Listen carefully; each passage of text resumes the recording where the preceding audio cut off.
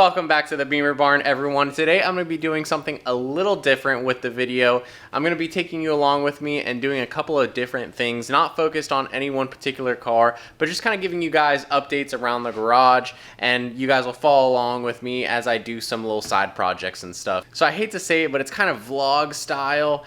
Let's go ahead and take a look at the first thing that we're going to do, and that is going to be actually repainting the M3 side mirrors for my E36, something I've been putting off for a long time, but I think I finally got the right paint for it, so let's go ahead and take a look. So here are my M3 side mirrors. Now these are genuine. I got them off of my parts car. It was an Arctic Silver M3 Coupe. I'll go ahead and show you a picture of that here. They have a little bit of damage on the glass, a little discoloration I guess, but nothing that's too noticeable. And here's the passenger side one, and it even has the motor in it, but unfortunately the cables are cut. I don't know if I did this or if the previous owner did it. But yeah, we're gonna go ahead and see if we can get these matched to a pretty nice white, Alpine white. Now the Alpine white color is 300, and I found this at Advanced Auto Parts, and it is a universal white 300 color.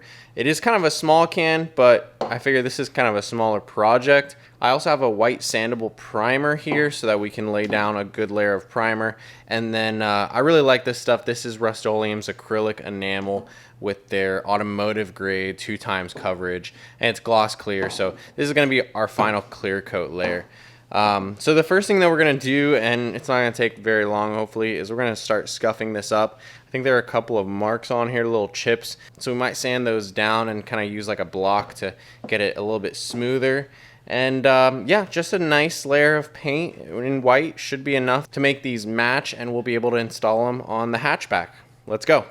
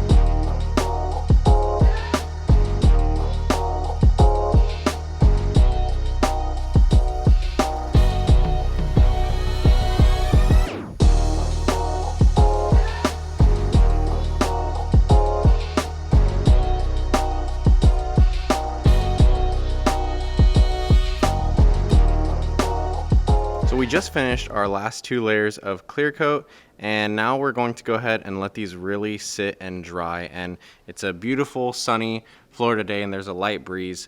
I really like the finish. I think we got 1 goose hair in the clear coat, but whatever, we'll leave it there. And so while we're letting this dry, let's go ahead and look at the M5 wagon. So here in the garage, the M5 is sitting, and for a good reason. I haven't been driving it as much as I wanted to. But there's a couple of issues, and so I have a confession to make about what's wrong with the M5 right now. So we'll pop the hood. I'll see if I can show you the first problem. So, of course, I freshly painted this engine bay, and you can see that there is already a coating of something leaking in here. So taking a look from under the car, you know, there's a pretty healthy leak, honestly. Look at that. That's the under tray. And if we look under the ground, I'm sure, yep, look at that. So the M5 is leaking fluids. Now, what is it leaking? It's leaking from the power steering lines. Both of these are old and they're leaking. So that is our culprit right there. Unfortunately, they're kind of expensive, but I finally went and sprung and I bought both lines, the kit, some crush washers, because one of them goes on the rack, and then one of them is the return line that goes to the reservoir. So I also bought the reservoir gasket, the little one that goes in under here, and that way we'll have 100% leak-free power steering system.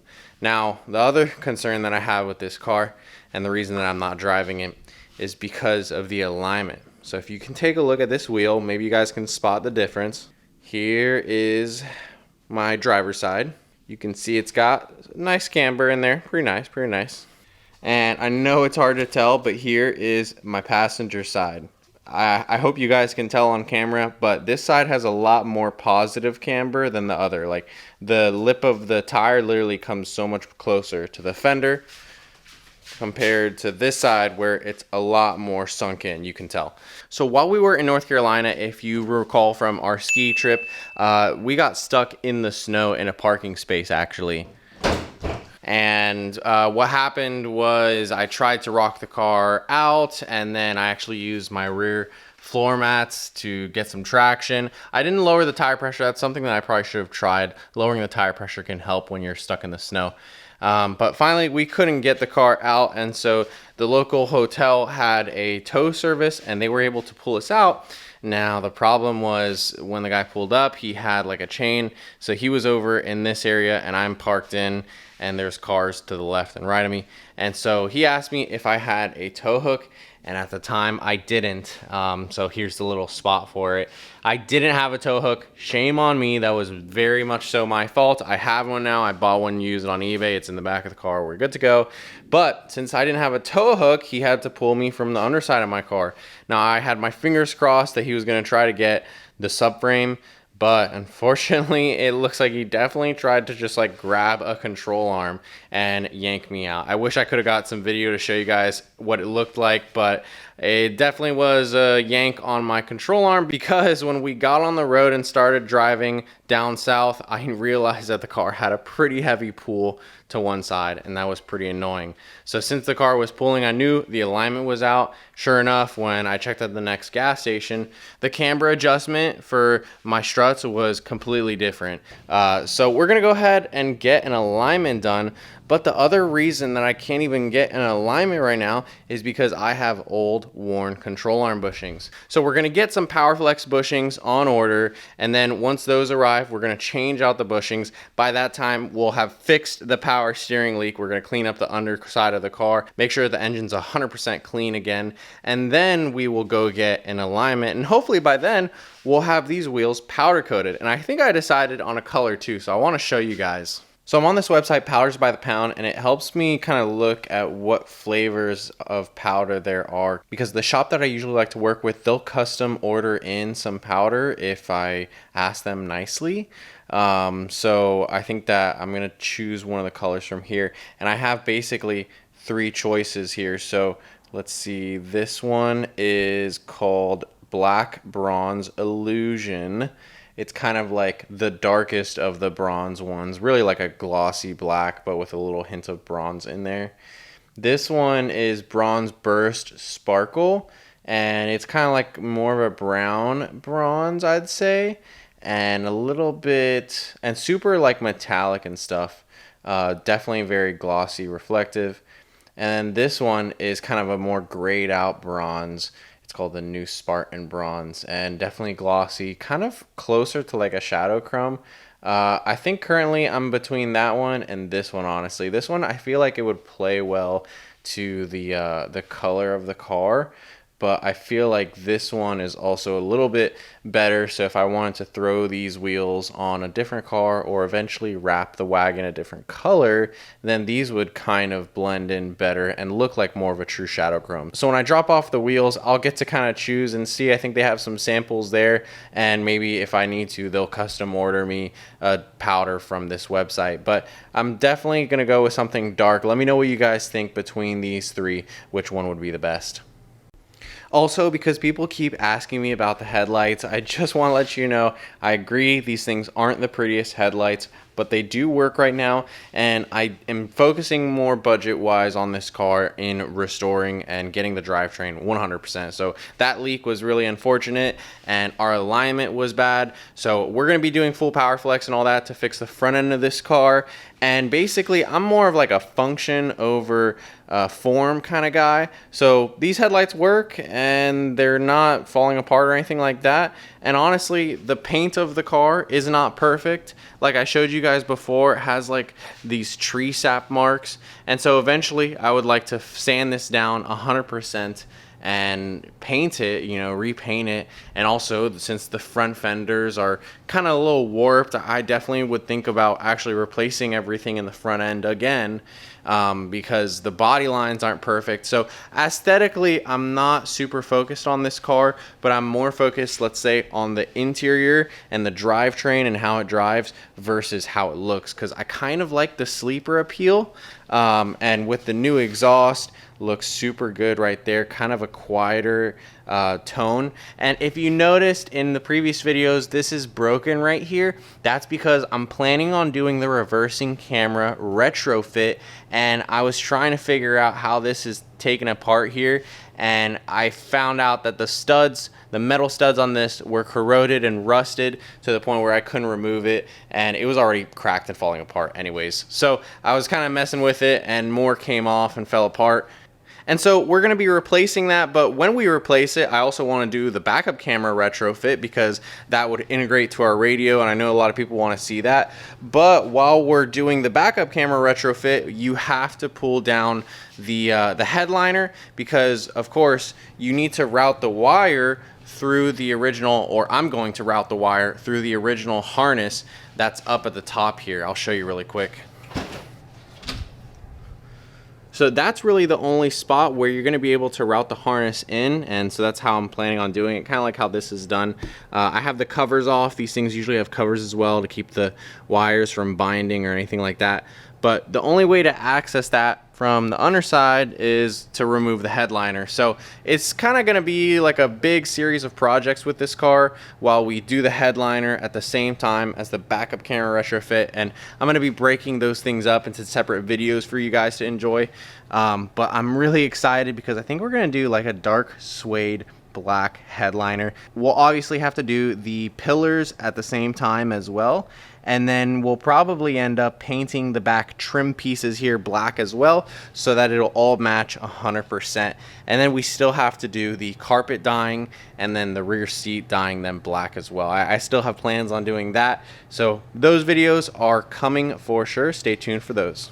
Now, as you all may know, the 335i is very close to actually being sold. So it's 100% done now. Car is super fresh and mint. Like I said before, you can even see how glossy the clear coat is. After that turtle wax, just looks great, especially like with the garage lights on it. So this car is good to go, and probably we'll make another episode about the financial aspects of it, and then it'll go off to the new owner. You'll probably see just a couple more videos about it. Now, turning our attention to the 528i, our parts car, old trusty over here. I'm actually keeping my eyes out for a manual 5 Series E39, so a 525 or 28 or a 30i, because I'd love to swap that drivetrain into this car. And unfortunately, I don't have the 6-cylinder front subframe anymore, since we took the 540 subframe from the blue car and we put it inside of this one. So the motor in there has a blown timing chain, probably a ton of bent valves, and some pretty high mileage. So I'm not sure what I'm going to do with that motor. I might honestly part it out, give you guys the opportunity, put parts on eBay. You know, if you guys want to get something from that engine, let me know. Any 540i parts.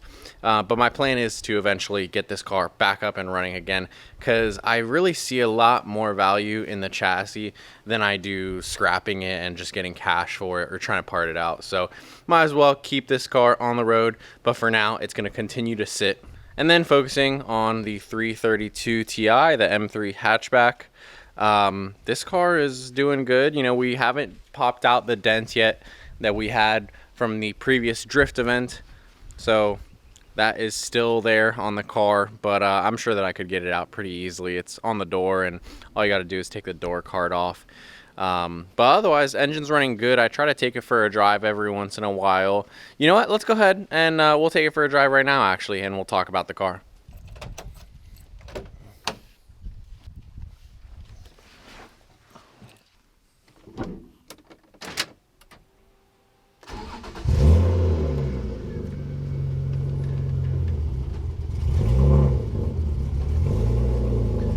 This thing is honestly so reliable. It starts up every time I put the key in the ignition, and just runs great, I'll tell you that. So let's go ahead, I'll set up the camera, let's go for a drive.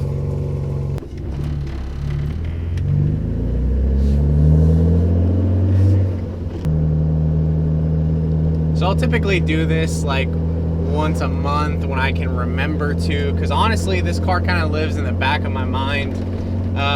You know, the last time I drove it was a drift event, and I prefer to get the car on a trailer for events because it's not exactly registered for the road.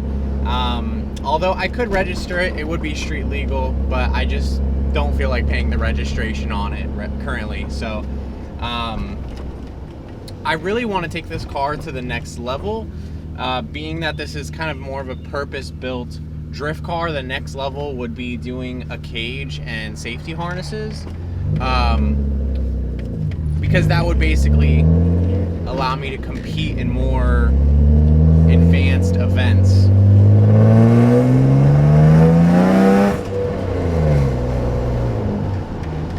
The car sounds really good. It has a full straight pipe exhaust system with a MagnaFlow muffler at the end and a 3-inch exit exhaust tip.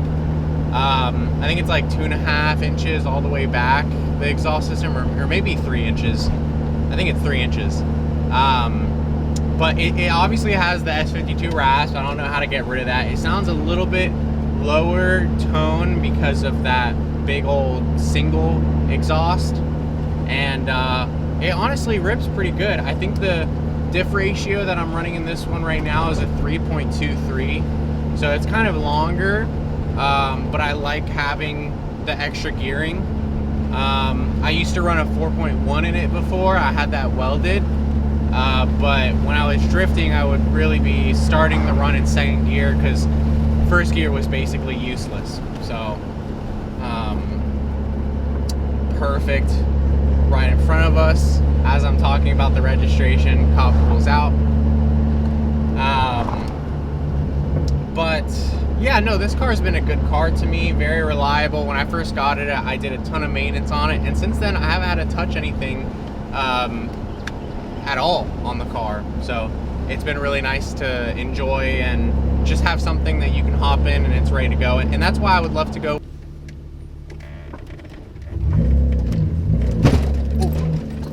Ooh, that was rough. This car also has really low tire pressure. I forgot to mention that.